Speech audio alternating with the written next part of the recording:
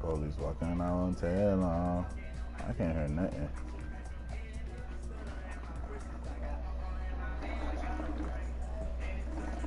Hey, stop. Stop.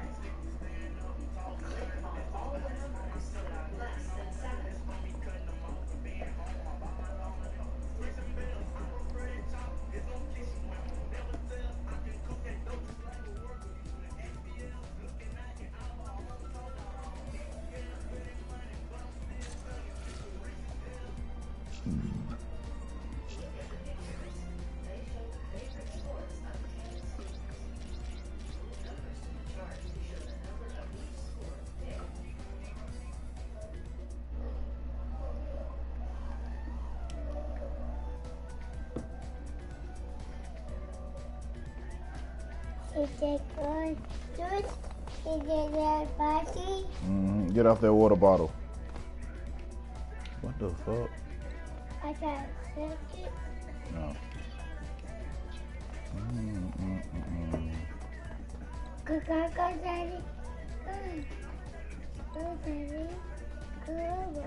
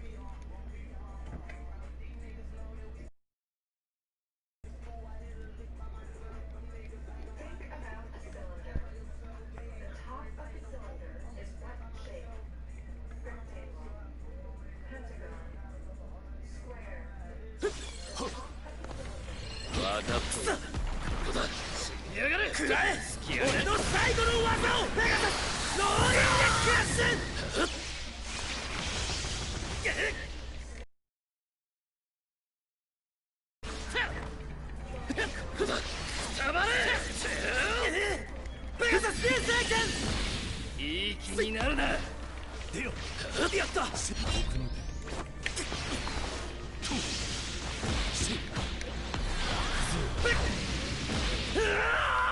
かっている。さあ、ここだ。隙あり、隙ありで。これがアテナから受けた力だ。さあ、螺旋丸。分かっている。ペガサス、千鳥。隙ありで、隙ありだ。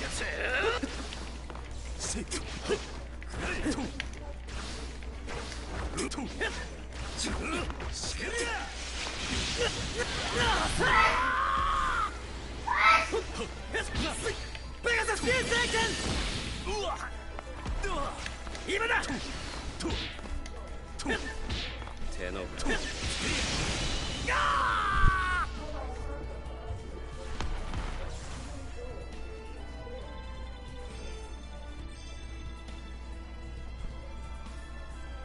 Man, if you don't get in here and take this test.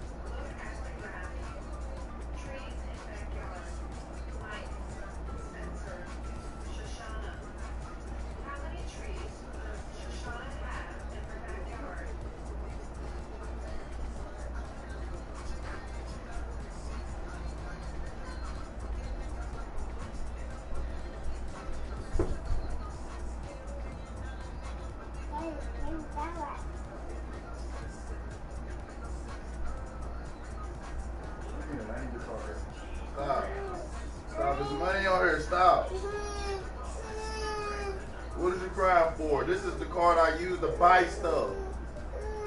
If you lose it, I can't buy you nothing.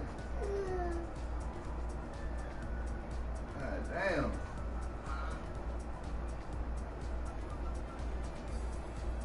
Thank you for calling Cardholder Services. Para español, oprima uno.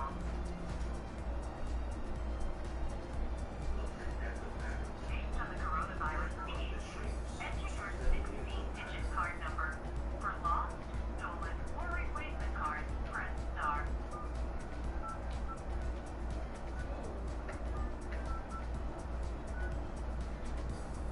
It's a foot! Daddy! It's a foot! Daddy! Cash It's a card foot! or needs to be automated It's a flying jet! Enter the last It's four right there! security number. It's right there! Daddy! Your current balance is $0. Oops, Derek! Yeah. Cameron doing a test, let him do his test. I'm gonna quit. Thank you for calling Cardholder Services. Para español, oprima uno. I can't afford. Based on the coronavirus needs, released the Economic Security Act, CARES Act, any global cash cardholders may be eligible to receive financial relief from the federal government in the form of a stimulus payment. Eligible cardholders who receive their latest tax refund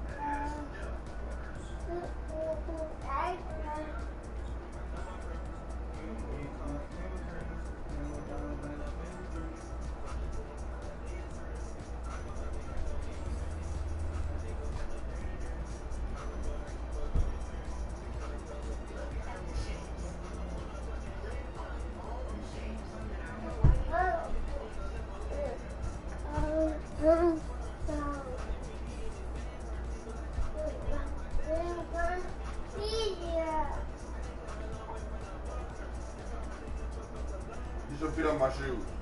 Get out my shoes. No, you can't play in them shoes. You can't play in them shoes.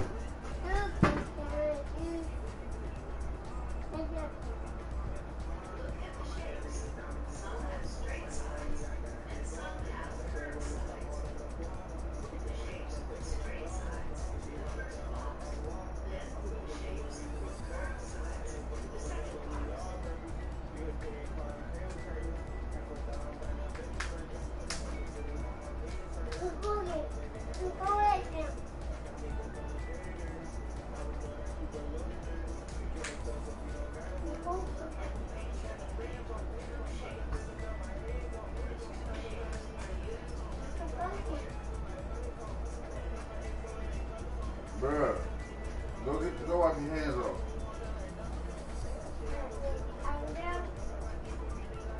You know what the hell they just gave you, but wipe your hands off. You'll touch you in your shoes.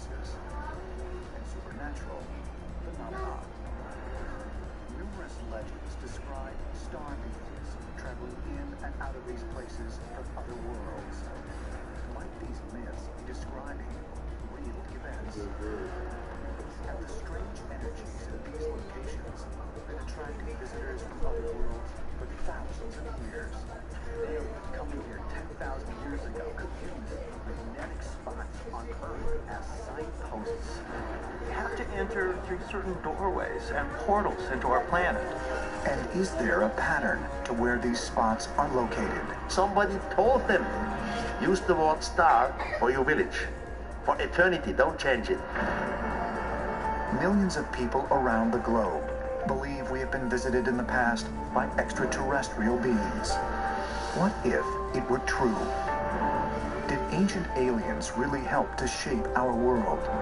And if so, did they concentrate around specific locations? Could a better understanding of ancient alien visitation unlock the secrets behind some of the world's most mysterious places?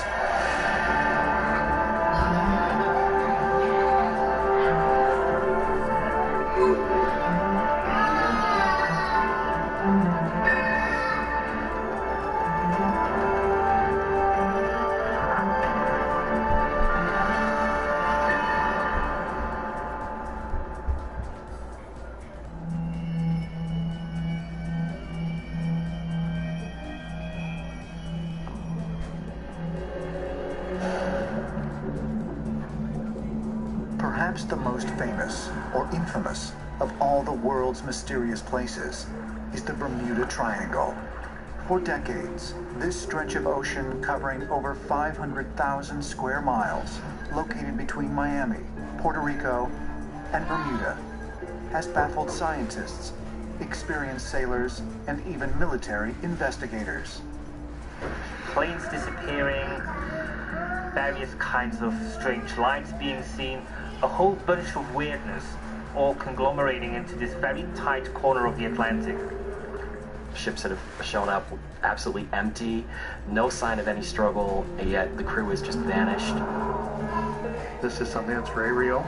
They exist in records, and now that they're all gone in fair weather, that is not a supernatural phenomenon to me. That is something unexplained. What caused ships and planes to disappear without a trace? Why has aeronautical and navigational equipment stopped working or changed course by itself? Historical shipping records show that the mysteries of the Bermuda Triangle are much older than many people realize. Ever since the earliest days of oceanic exploration, sailors have witnessed strange sights. Really, the awareness of the Bermuda Triangle started with Christopher Columbus being such an esoteric navigator and a well-respected sailor. His log traversing to the New World is very accurate. And it turns out, just as Columbus got into the area known as the Bermuda Triangle, he recorded having compass malfunctions. The following night, he saw a large fireball hit the ocean. He saw strange lights, he saw strange weather phenomena happening there. So it's definitely a case that the story of the Bermuda Triangle is not just some modern or some urban myth at the threshold of the 21st century. It is as old as there are accounts of people going into that area. About 450 years after Columbus, on December 5th, 1945, the U.S. military experienced the Bermuda Triangle's most perplexing mystery. At 2 o'clock in the afternoon, 5 U.S. Navy torpedo bombers flew from a naval base in Fort Lauderdale, Florida, on a routine training exercise.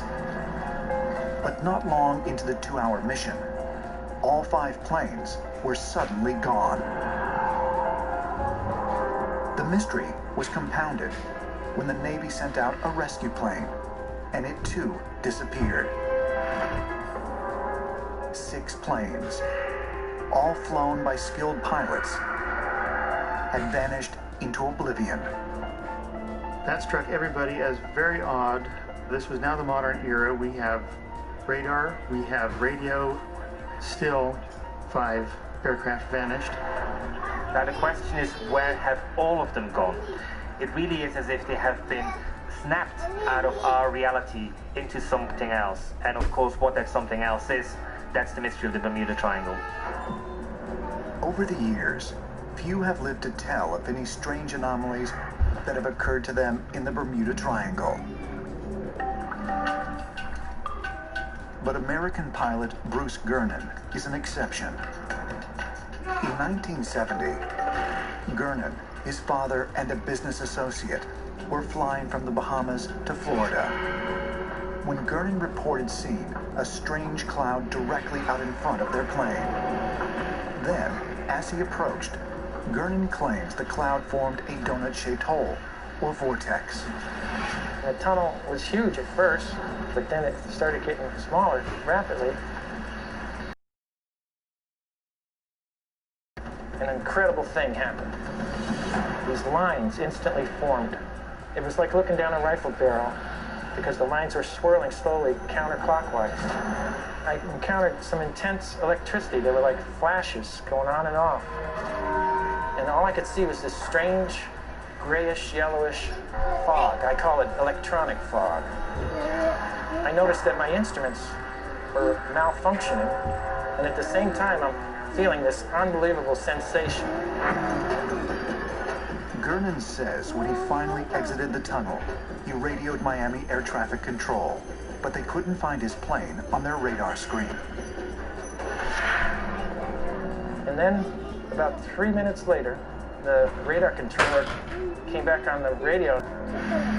Through Einstein's principles of being able to bend space using a gravitational pull, it's very possible that extraterrestrial craft could somehow get a higher charge of energy from these locations like the Bermuda Triangle, which allow them to do a burst of energy, if you will, a warp speed, and harness some type of extra particles or energies from these locations to get them where they're trying to go. What happens is that anytime you have energy generated at all, especially from a higher plane, a higher dimension, it's going to come out by spin. It's going to be rotation and spin that allows that energy to get through. So by definition, such energy emissions are going to be vortexes. So a vortex and a gateway are the same thing.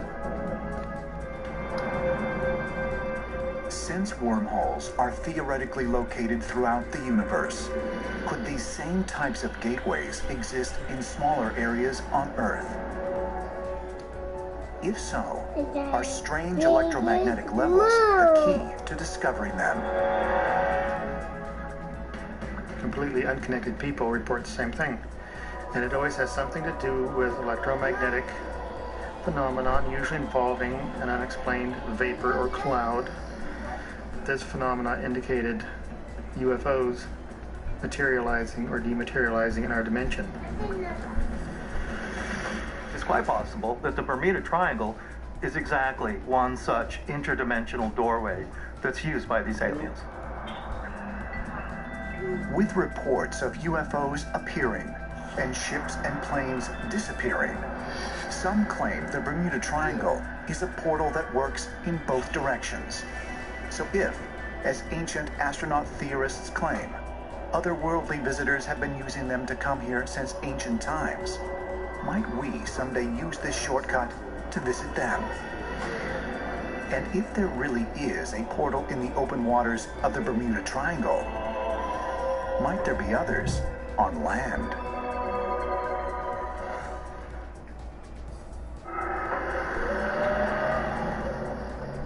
"400 miles south of El Paso, Texas, in northern Mexico, stretches a remote and rugged section of high desert. This area, near the town of Ceballos, is referred to by the locals as the Zona del Silencio, or the Zone of Silence. It's an epicenter for some of the strangest phenomena ever experienced on Earth.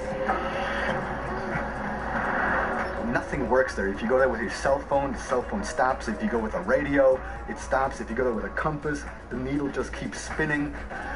It's completely bizarre. There's strange rocks everywhere. You have strange mutated animals living in the desert in this area. You feel a strange tingling when you're there.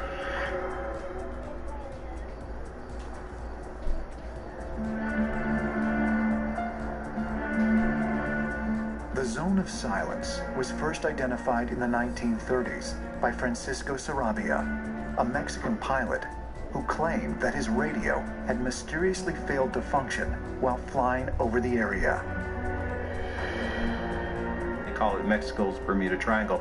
It's located practically on the same parallel, 28th and 26th parallel, and as a result of that, it goes and connects with the Egyptian pyramids. So all around that whole sector, there seems to be some connection between the anomalies that are occurring through these different parts of the world. As a scientist, you're trained to be skeptical, or maybe you were born that way, but we really don't believe anything. You know, nothing is proven until you actually have evidence. But I can say that Earth's magnetic field does vary across the surface by up to a few %. One of the strangest cases involving the Zone of Silence took place on July 11th, 1970, when the U.S. Air Force launched an Athena missile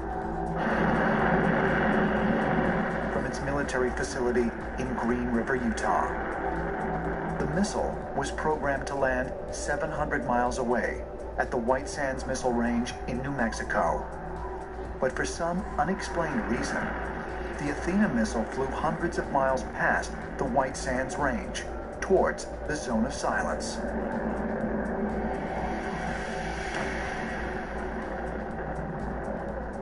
Not only did it go off course, it way overshot, as if it had been picked up or yanked or dragged or pulled into it. There was a NASA spokesman who even said it was weird. It was like the thing just got pulled into this area, and it ended up crashing there and breaking up into bits. But some claim this missile is not the only thing that's been mysteriously pulled into the Zone of Silence. Ancient alien theorists believe an unusually large number of meteorites have crashed here. The evidence seems to be indicating that the Zone of Silence is some powerful energy vortex area that's literally sucking meteorites and other space debris right into this small area of northern Mexico. There's a high level of magnetism in the area. That's been proven by science. We know there's a magnetic signature to the entire area. Is it strong enough to attract large objects like meteorites? I think we need more research, but I don't think that research is being done right now. Starting 3,000 years ago, the Anasazi culture inhabited the region to the north. in today's American Southwest. Anasazi means ancient ones, and they paid great attention to the stars. Scientists have determined that in 1054 AD, a supernova explosion was visible from Earth. Many believe the first known drawing of this event was found inside an Anasazi cave dwelling. South of the Zone of Silence, other cultures, including the Maya, also reportedly possessed a surprisingly detailed knowledge of similar celestial events. Is it possible that these cultures were somehow exchanging information? We're separated by thousands of miles, but both the Anasazi of the north and the Mesoamericans of the south found the Zone of Silence and used it as a meeting place between their two cultures. You can imagine if you studied the stars at night and plotted the constellations, obviously one of the things you're going to see are these meteorites streaking across the sky. If your answers come from the sky, you probably would follow those streaking meteorites and find out where they ended up. And the theory is that they may have found what they were looking for in the Zone of Silence. But what other connections exist between these cultures? And are they of a celestial origin? If we look back into the ancient beliefs of the Anasazi and the Mesoamericans to the south, we know that there was great belief in sky people, visitors from the sky. If these visitors came from the sky, who were they? And there's a similarity to the beings being reported as tall, pale skin, white hair, which is not indigenous to the dark-skinned, dark-haired people found in that region, but does match many of the South American descriptions of their gods. According to legend, these so-called visitors from the sky made themselves known to an ancient people. Is it possible that they are still making themselves known today? There are a number of reports of UFOs in the Zone of Silence. Probably the most prominent and most popular report came out of the town of Ceballos. It was on a late summer afternoon when a number of townspeople saw an object hovering in the sky on the outskirts of town. They described it as being about 100 meters wide. It had multicolored lights flashing. It wasn't doing anything. It was just hovering in the desert. After a while, it simply took off and headed out into the Zone of Silence. I think, too, that as what's going on today, the high activity UFO sightings, the anomalous reports that are still going on today, perhaps there is a connection. Maybe it's a vortex, maybe it's a dimensional port. We can't explain it, but something unusual is going on in that area. Might extraterrestrials be able to detect these magnetic differences? And would they have been of any use to ancient visitors? If I was an alien coming here 10,000 years ago, obviously there weren't any road maps at the time. However, I could use the anomalous magnetic spots on planet Earth as signposts of sorts. And so that when I come back, those signposts would be my guides to find my way around planet Earth. There are spots on planet Earth that are highly magnetic. But are the magnetic levels, the sky god legends, and recent sightings of UFOs proof that a portal exists here? And are there other places that might offer more direct physical evidence?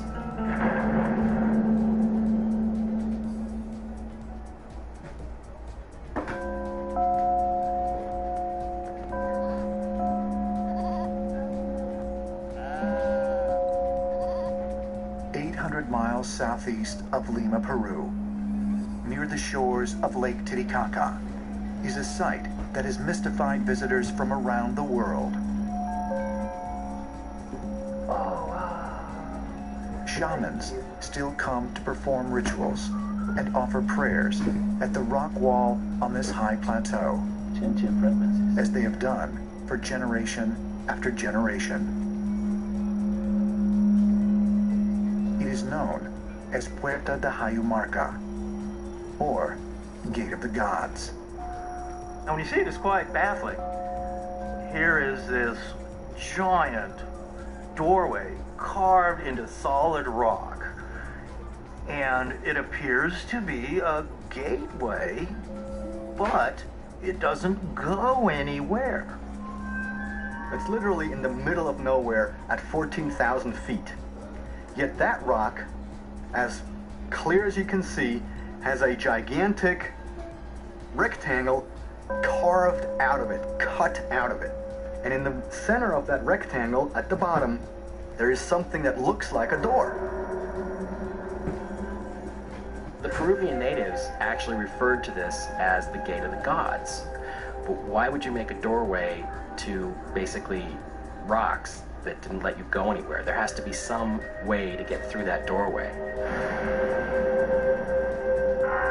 According to Inca legend, the first priest king, Amaro Muru, is said to have traveled through this portal using a special object to activate the doorway, turning this solid rock into what's known as a stargate.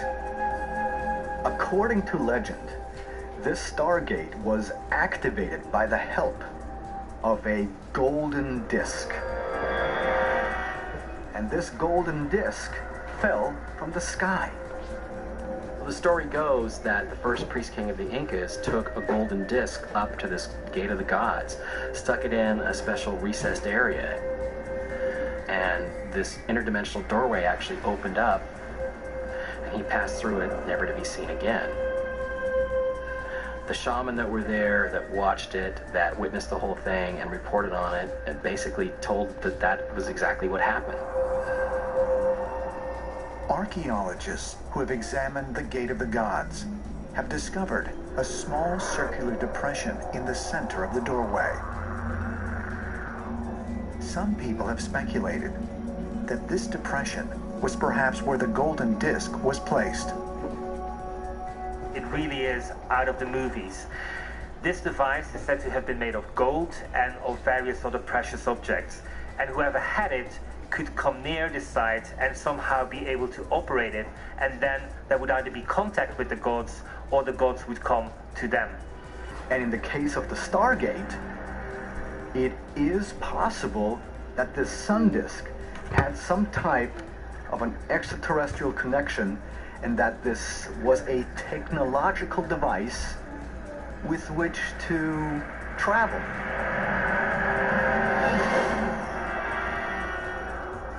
And that may mean physically taking a person and taking them into another hidden dimension and taking them back. Or it may mean traveling between Earth, going through that Stargate and going to another place somewhere in the universe. According to the local legend, these priest kings, known as Space Brothers, reportedly came from other worlds. Might they have traveled here through the Gate of the Gods? They came from the other constellations, from other planets. In our language, we have a word called Chacana, which is some of the constellations like the Southern Cross, Orion Belt, Pleiades. One of the elders said, this is the bridge to home. So, in essence, all these manifestations has to do with the Space Brothers. But could a device to activate this door actually exist? And if so, where would the doorway lead? According to ancient astronaut theorists, the Gate of the Gods is one end of a wormhole, a type of portal that connects either to another part of the universe or another dimension. The wormhole is a theoretical construct through general relativity. The concept is really that there's a possibility of space-time being connected, various parts of space-time being connected through a small channel. And if such a construct was made, then you'd have a shortcut between very distant parts of the universe. Wormholes are an accepted element of theoretical physics. But have they actually existed in some of the world's most mysterious places? The idea that there are stargates or that they could have existed in ancient times, we do see many artifacts and representations of someone passing through a doorway or going through some type of energy source. And ancient man did not understand technology, just as we're trying to understand, is a wormhole possible? That it's some kind of doorway between our dimension and another. And what I maintain is that these aliens who are coming here in interdimensional type of craft. They're able to jump through hyperspace, come here to our planet in no time at all, but they have to enter through certain doorways and portals into our planet. Dimensions aren't really considered something to travel along, but dimensions are directions, and if you could somehow travel along these other dimensions, it would take you somewhere else entirely.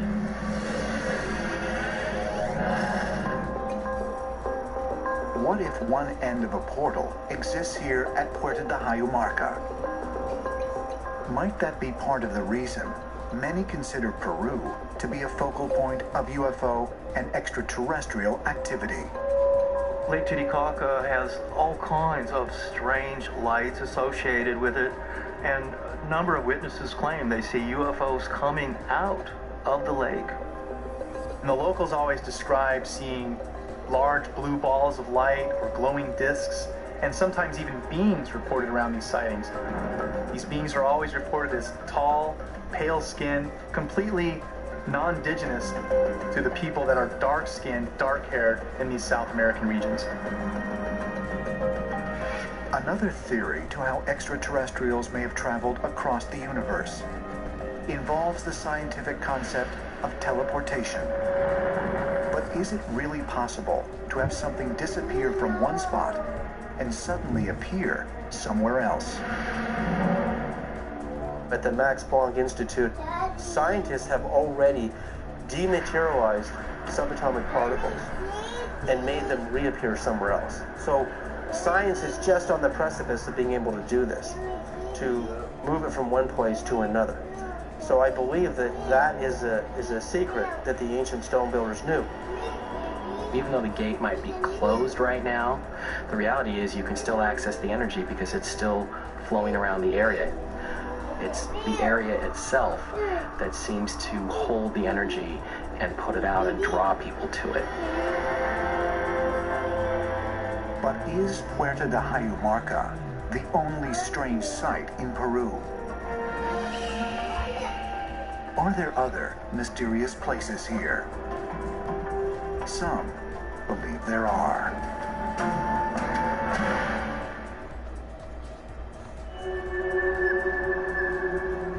High up in the mountains of Peru, 850 miles north of the Gate of the Gods, is a breathtaking 2-mile-long plateau. Another area of reported high magnetic energy. For centuries, it has been considered a powerful sacred place among the Incan people. It's called Marcahuasi. Marcahuasi is a very beautiful region in Peru. Marcahuasi is said to have had very bizarre energy. People go there and they experience bizarre energy patterns. The local people say it is a place of the wizards and gods and genies of old, and they treat it with a great deal of veneration.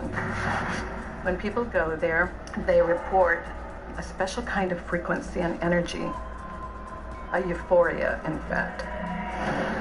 Most geologists consider the many stone formations on the plateau to be naturally formed, born of millions of years of erosion and other natural processes.